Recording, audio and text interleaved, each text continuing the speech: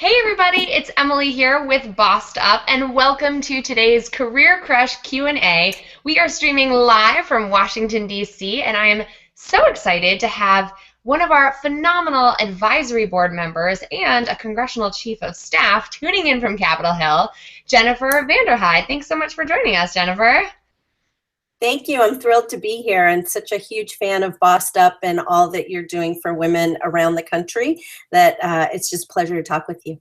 I'm so glad. We're going to dive into the classic Q&A style conversation that we have every Wednesday at 1 p.m. with people who I personally have a career crush on. And what I think is fun about these conversations is that we keep them super real, we keep them super casual, and just have a concrete and candid dialogue about how you got to where you are today in a way that can inform and uplift and inspire those who might want to do the same. So for those bosses who are tuning in, hi everybody, thanks so much for joining us. Be sure to keep in contact. I'm tweeting off to the side here on another device, and I want to monitor your questions as they come in, your comments as they come in. So don't forget to use that hashtag Career Crush that chronicles all of the Career Crush conversations we have every week. And you can tweet directly at Jen Van der Heide and at Emily Aries or at BossedUp.org to tweet at us directly. Even if you're watching this on YouTube weeks after this aired, we both love to communicate with people that way. So keep in touch and we'll continue this conversation. So Jennifer, you are a chief of staff for Congressman Mike Honda out of California. And tell us just a little bit about what that job entails and what it is that you do. And I have to say, congratulations, you're coming off of the heels of a very big victory. And I'd love to hear a little bit more about that, if you can share one of the highlights of your job. Sure. Well, thanks so much. I have an amazing job. I absolutely love what I do. The chief of staff position involves a whole lot of different components, which is what I love. It means being strategic, making a lot of decisions on the spot, a lot of different things coming at you that you can't always anticipate. I get to, my boss's district is in Silicon Valley, so I get to hear about all different kinds of issues, and there are people from all over the world that live there, so it's a very diverse and rich experience. I do a lot of editing, I do some writing, I do a lot of advising, and a big portion of what I do is managing both up for the congressman and for our staff. And I've been doing it here for 16 years and still love every minute of it. My boss is a fairly progressive Democrat, so it can be a frustrating environment at times, but we find ways to have wins. And I think you alluded to yesterday was just a point of personal happiness that my boss was able to pass an amendment during a committee to drastically increase funding for Native American crime victims. And it was a huge success, and it made me feel, again, how much I love this job. That's so wonderful. And I have to give a shout out to all the staff in your office who've joined me at Bossed Up Boot Camp too, thanks to your leadership too. So we love having members of your office and anyone on the Hill really at Bossed Up Boot Camp are training for women navigating career transition and looking to develop their leadership. Well, if I can just interject for a moment there. I was so excited when I learned about Bossed Up, and I was trying to remember, but it made me think about the fact that in 16 years of being a chief of staff on the Hill, very, very few, count on one hand, women in our office, and I'm a very open boss to come to, ever approached and asked for a raise. And when I sat and thought about it, I was shocked and dismayed and sent them all to Bossed Up and said, go learn how to ask for a raise, and then I'll do my best when you come back to me. But it was just a really important moment. So I'm going to encourage all women to come see you. Oh, good. I'm so glad to hear it, because we are bringing Bossed Up Boot Camp wherever we can, and we're next up in New York in just a couple of weeks. So we are so excited, and it's great to hear from someone who who's managing the women that we boss up, right? Because it's hopefully has that sort of trickle effect of leadership all along and every level. So let's take it back for a second. You've got a lot of different experiences that have led you to where you are today. Can you give us the highlight reel? Can you share a little bit about, you know, what choices did you make along the way to land you in this position? Um, so I may be a little older than some of your participants, so a little longer, but in a nutshell, I've been an organizer and frankly an activist or an advocate from as long as I can remember. So it was part of trying to figure out how do I channel that. And I made some choices that I didn't actually end up following those directions. So one of the big parts is to just really, really be open to what comes in front of you and to make the best out of all of those experiences. So I studied international relations. I moved to California to go to law school. I practiced law for about 5 years, representing Indian tribes, which I loved so much.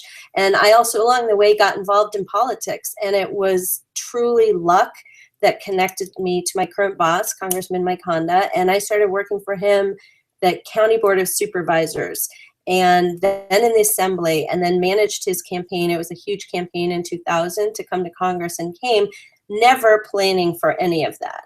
And I think the lesson for me that I share with people is really truly to be open, is to find the best ways to use your skills at all times. So I still feel today like I am a mission-driven activist in a slightly different environment. Cool. Awesome. And I mean, I feel like you and I have collaborated and teamed up with Bossed Up as serving on our advisory board because of your special focus on or interest in women's leadership in particular. And I guess I'd love to learn a little bit more about what you've seen along the way, or what you feel is so important about women taking ownership of their lives and their careers in particular. Or just your thoughts on what it's like maybe to be a chief of staff as a woman in an industry or in a field of politics that I started off in as well, which is still very male dominated. What is it like to be a woman on the Hill? My experience may be a little different. I know it's different than a lot of women here because I'm a member of the California delegation, and we're practically run by women. It's a majority women chief of staff. So I honestly live in a bit of a bubble. There is still absolutely kind of sexism that goes on here, men that are going to repeat what you just said and think they're saying it better, or like no one had just said it before. I think it's learning about how to navigate that environment and to be empowered. I love mentoring women staff on the Hill. It's one of the things that keeps me going and gives me a lot of energy. And I love to help people open up experiences that they didn't see and to realize truly what their strengths are. We have women from a lot of different backgrounds in our office, and I think some that also culturally are not necessarily raised to be really outgoing or aggressive isn't the right word, but assertive, just right? themselves. Yeah. Totally. Pitching for themselves. And so I want to have all the women develop that.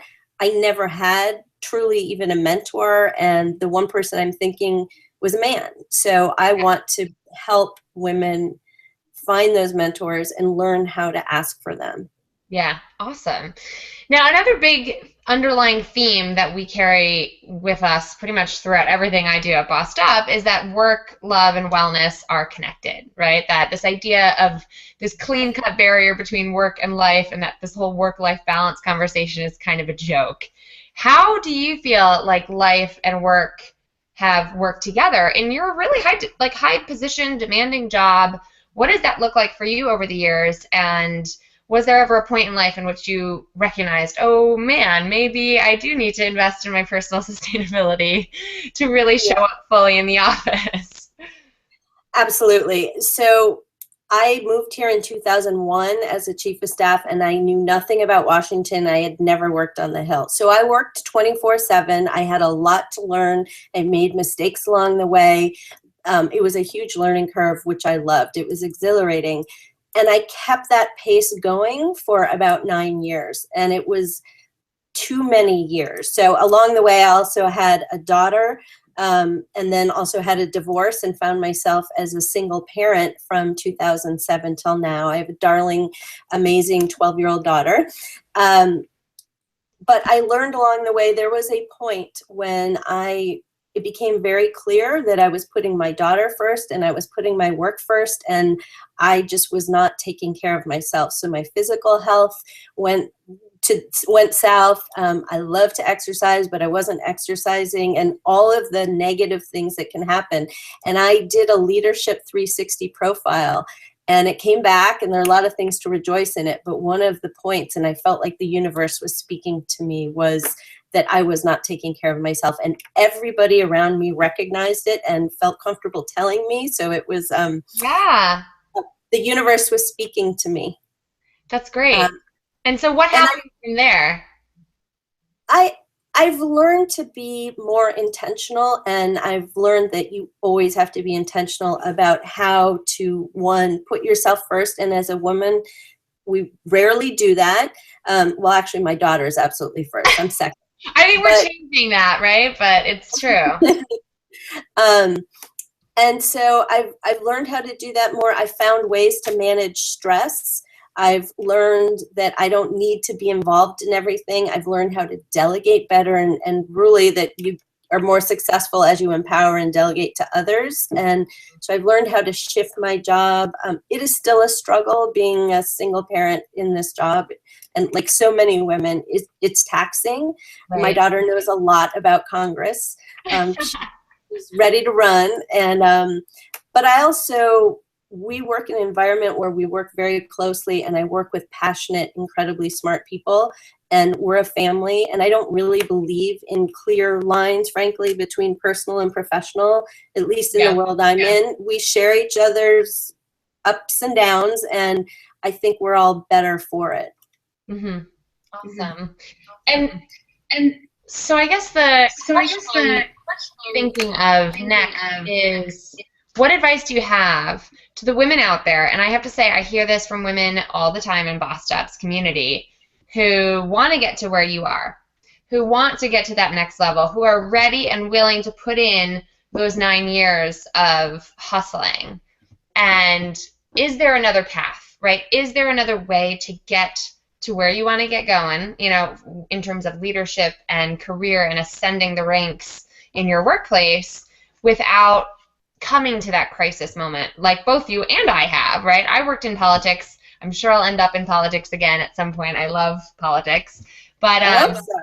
the politics is personal, right? Like I think it has a lot to do with everything that we tackle here at Bossed Up. But is there another way than to suffer your way to success? Like, do you really feel like, what do you look for in people who you want to promote or as a boss now? Or what do you think if you could go back and do it all over again, you would do differently? Going back, I think you sometimes just have to put the hard work in to make your name and to get recognized. But looking back, if I could have turned off the voice in my head that said I wasn't doing well enough, or that constantly filled myself with doubt, or told me that I had to be good at everything, if I had turned that off and just focused on doing what I knew I could do well, I think I still would have gotten to the same place at a lot less cost to myself. So I think it's really important. It's hard to do. I still have that voice, but I'm better at recognizing it and trying to quiet it down and remind myself about the things that I do really well and why I should be where I am. I love it. I think the other thing I would say, too, that I've learned, particularly in Washington and politics, is you have to be nice to people all the time. And it's easy for me because I love people.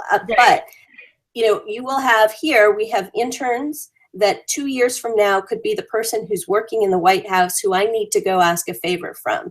You need to treat everybody up. And this is a very hierarchical town. I don't like that part about it. But with respect, whether it's the janitor who's walking through or anyone, and those focusing on that, and social skills, because there are all kinds of smart people here. They only get so far if they don't have those skills to really work with others, to navigate, to coalition build, to solve problems. And women are really good at that.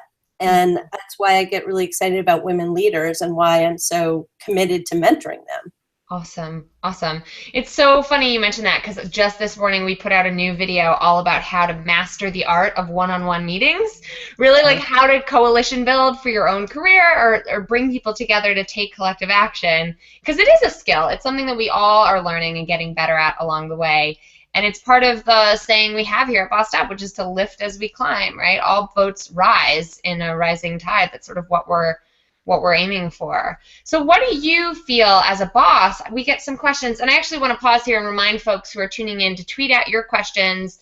Fire away, hit me up rather at boss.org, or use that hashtag career crush to ask any questions you want to hear Jennifer answer. But in the meantime, we also hear a lot from aspiring or new managers. And I thought I'd ask you, Jennifer, what have you learned about managing? What have been some of the best ways you've seen other people flourish in your team and your staff, and how does one get better at delegating? Because I feel like that's something I hear often on the to-do list for our bosses. How do you begin that process of increasing your capacity and management skills through delegating and developing others? I think the number one most important thing is to really know yourself. And it's something we practice here in the office. I'm a big fan of all the behavioral temperament, work-life balance, the DISC, Strength Finders, Myers-Briggs, everything. And we do them as a team, and people groan, and then they get into it, and we all take a lot away from it. But the point is the people who are most successful here are the ones that really understand themselves, that are open to asking for constructive criticism. I used to be afraid to give it, right? I didn't want to hurt someone's feelings, and I realized I was being a little softer on women. All those things, I've gotten way past that because I realized the value. If I had had someone tell me the things that I'm telling some of the younger staff now, I would have been much better at my job. I think not being afraid to share power, right? And this is also a town that's all about power. I think if you take the long game in understanding that when you share power and you grow people, you're going to become more powerful yourself. And that's, I think, a really important lesson that's modeled here. Yeah, it reminds me of the advice I heard from Gretchen Rubin, who's an author on and she's a scholar when it comes to happiness and personal productivity and habits and all kinds of cool stuff. And she turned the idea of jealousy on its head to me when I heard her speak once. And it reminds me of that because sometimes we are naturally, sort of instinctively jealous of or wary of others with power, right? As though their power is somehow taking away from my own. But she says to look at jealousy like a red flag, like a warning sign, and as a key indicator of something that you want more of in your life, and to not sort of bring other people down or have that feed into your insecurity, which I have to say is easier said than done in this era of like Pinterest perfection. But it also reminds me of Gloria Felt's work on women in power. She's up in New York, is the founder of Take the Lead Women, this organization that does trainings for corporations who want to foster women's leadership too. And she says, power, there's plenty of pie to go around. Like my slice of power pie doesn't take away from yours. It's a really, really good point. Yeah. What other advice might you have, looking back on your career in politics now and advocacy? For those who are in the space, I have a lot of bossed up women who come to boot camp who are passionate activists, advocates, who want to lead careers with passion and purpose and aren't sure how to make it work financially for themselves, but also sustainably so that they're not burning out. How would you advise someone who's looking to crack into politics without being in the breadlines, right? Without personally sacrificing themselves along the way? That is a challenge. These are not well-paying jobs by and large. Right. Folks who've been around longer, you can get there. Although I'm also amazed at what people with passion that want to come and work here, you can make it work, number one. One other lesson that I learned along the way in my past, when I was a tribal attorney, I got the perfect job for me. It was my dream job. I was doing legal services for tribes. I got this job. I had just come off a campaign, super high energy, everything. And I was working on a really important appellate brief and a report to Congress, and it was my passion. And I was going crazy because the phone wasn't ringing, my kind of energy. It was a different kind of job. I was good at it, but I later went and worked directly for a tribe and for their council. And it was the same work, but in a very different environment. So I was advising the council, different issue every day, very dynamic. And I learned the lesson about know what your passions are, but also understand functionally how you like to spend your time during the day. That was a really, really important lesson for me. I don't know how that helps you get from politics to No, the it's Hill. so true. I'm tweeting it out right now. I love it. I love it because I see this a lot where it's like, oh, I want to get involved in X issue, when it's more like, what do you want to do when you wake up every morning? Like when you walk into the office, what is your ideal activity that you're actually doing? And sometimes we gloss over that on the pursuit of this perfect job in a perfect industry, right? I see that a lot too. Yeah. And it's not, I mean, nothing's perfect, but I've felt really good, I think, for 25 years for getting up and loving my work, and lucky. I went to law school with a lot of people who are practicing lawyers in miserable environments. There's not anything wrong with being a lawyer, but, Right. you know, but it's, as you know, I not that many years ago came through a cancer episode, and it's also, it makes you take a step back and put everything back in perspective about what matters in every moment. How do you like to spend your time? Are you happy doing it? We all have to put the hard work into getting there, but I also think that when you are in an environment that's positive for you, you are that much better and you're going to be that much more successful. So we all have to put our dues in, but just do what you love. Yeah, I love that. I mean, there are moments in life, right, when everything gets very clear. And those are not easy moments ever, but I think they change the way that we proceed after them, right? Awesome. Well, let me ask you if there's anything else that you want to share. We've got about a couple more minutes here to wrap things up, but what else should women who are navigating career transition, who are looking to enter the world of politics or grow their own power and leadership, what resources do you love that you would recommend for them, or how might they go about finding a mentor like you, really? Well, first of all, they should go to boot camp. They should participate with you, because one of the things, Emily, that's so remarkable about you is how much you know about life, and that you're taking a comprehensive approach at your age. I wish I had known then what I know now. So that's really amazing. At this point in my career, I found it's really important. There's different avenues. I've done a couple leadership programs. I'm just joining another one, is to keep that constant, because we also all need the, it's not validation, but the reaffirmation about what we care about. And I just came through a whole process and had to create a vision board. Yeah. And I was like, this so speaks to me. And I am lucky that I'm in a place where I can practice it, but to keep pushing yourself. And I've learned some lessons. I didn't do it. I wish I had. From other women who were just bold in asking someone for help. And I can tell you that when people come and ask me for help, I am so happy to give it to them. And I appreciate that they're trying to move themselves along. And I encourage people to do that because it's welcomed at this end. I love to meet with people. I do my very best to make time for them. Yeah, and it really speaks to your comments about constantly investing in yourself, right? Like we have to continuously recalibrate. It's not something we figure out once and then never figure out again. And I feel very fortunate to have a whole formal team of mentors in our advisory board, really helping to steer the ship that is bossed up.